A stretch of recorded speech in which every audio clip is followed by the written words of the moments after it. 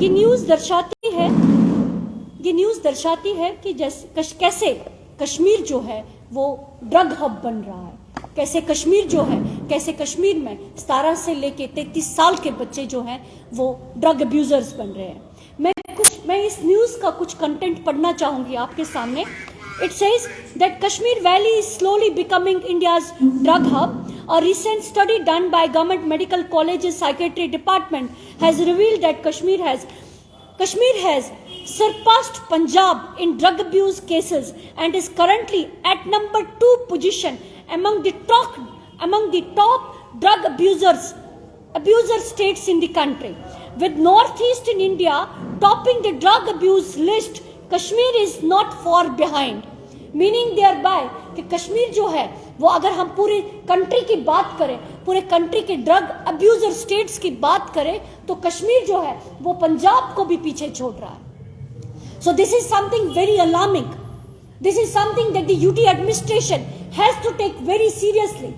It further says, दोबारा दूसरे para में ये न्यूज स्टोरी बोलती है, over 33,000 syringes, over 33,000 syringes are used to inject heroin by drug abusers in the valley on daily basis.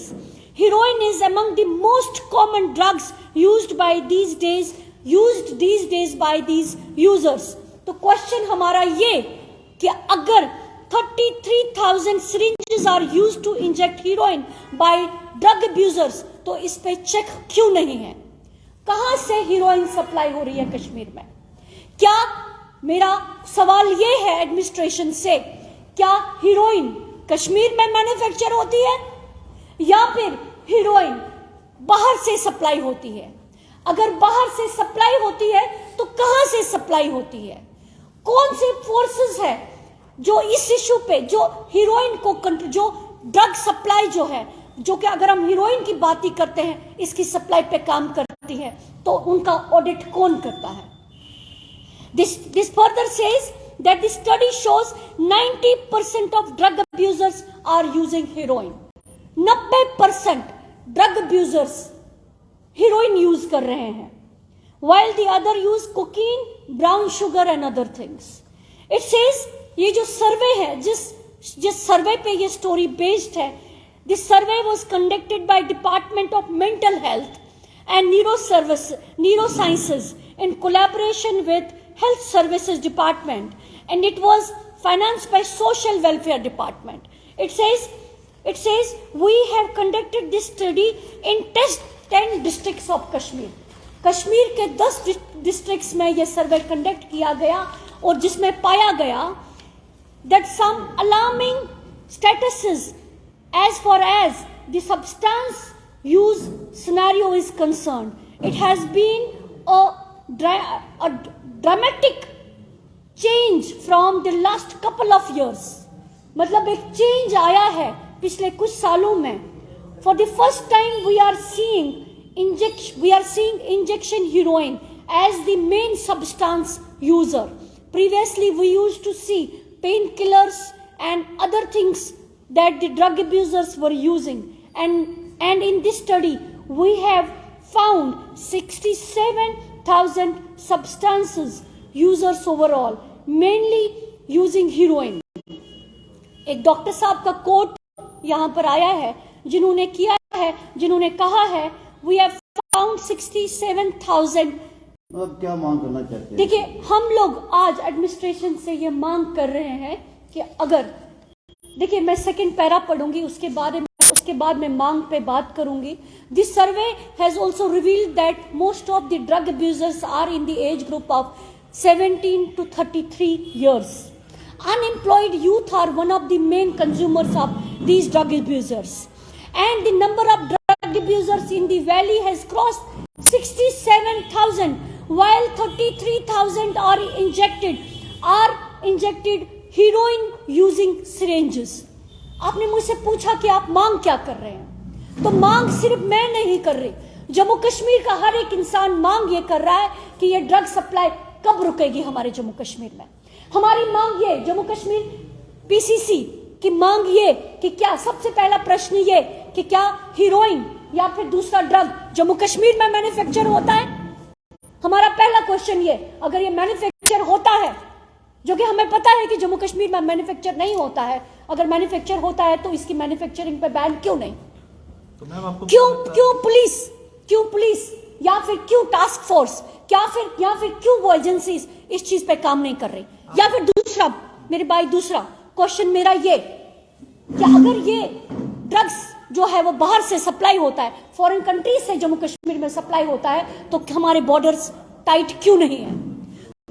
तो आपको क्या लगता है कि सबसे ज्यादा जो ड्रग्स का असर है, आपको क्या लगता है कि जो हमारा पड़ोसी मुल्क है, जो हमारा पड़ोसी मुल्क है, जहां से इतनी ज्यादा खेप आती है हर साल, क्या आपको लगता है कि कहीं ना कहीं गवर्नमेंट को चाहिए कि और ज्यादा शिकंजा कसने की? देखिए, वही तो that is this press conference about.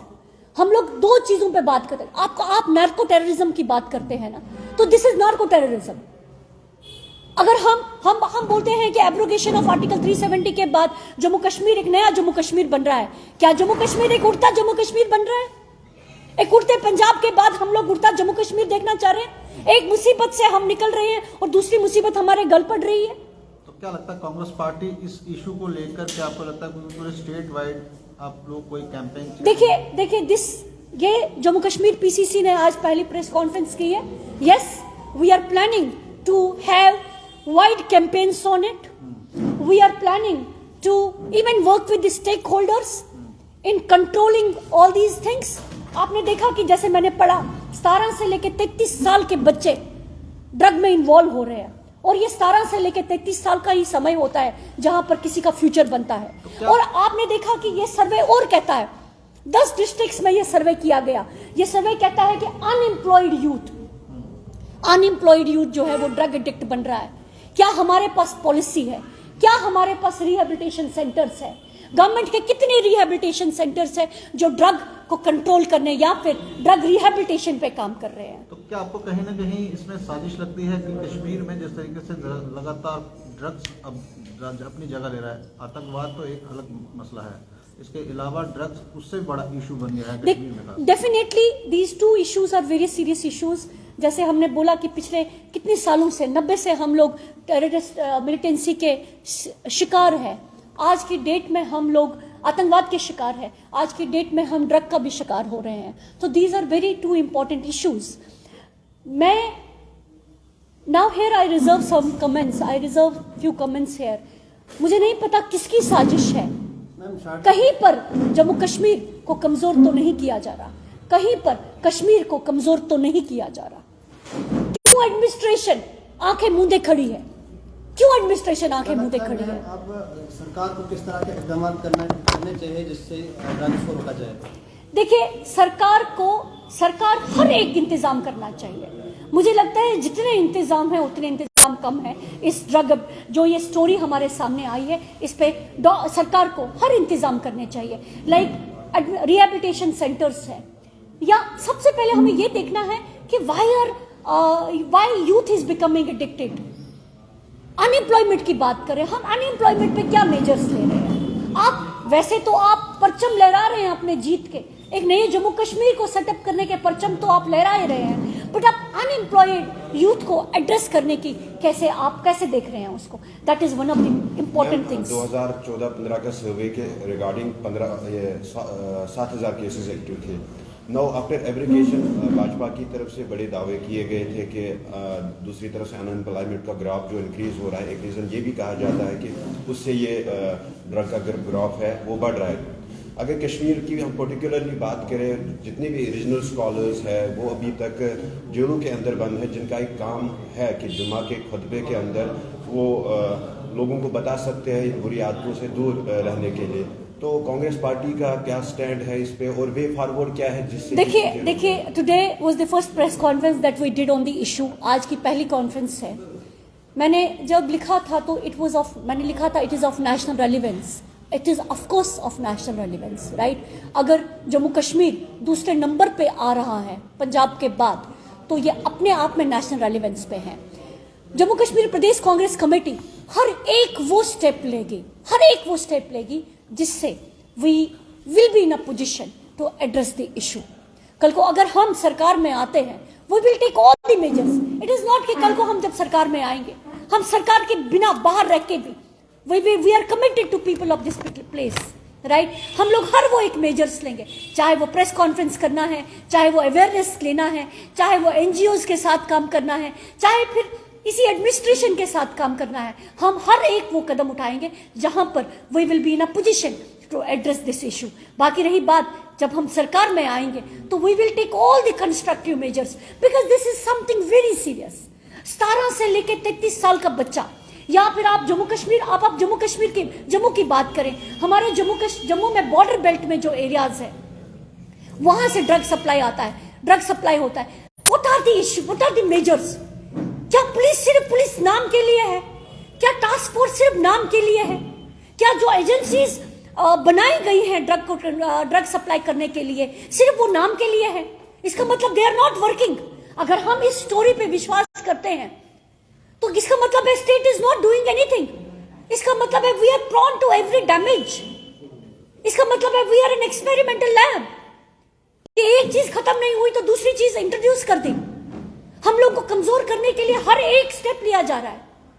This will not be spared, this will not be ignored, and people of Jammu Kashmir इस चीज को आसानी से नहीं लेंगे.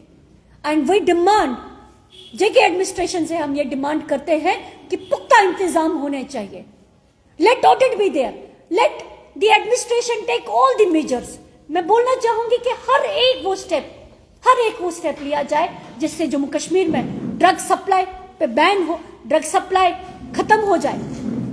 देखिए, ये हमारी स्टेट है, ये हमारी जगह है.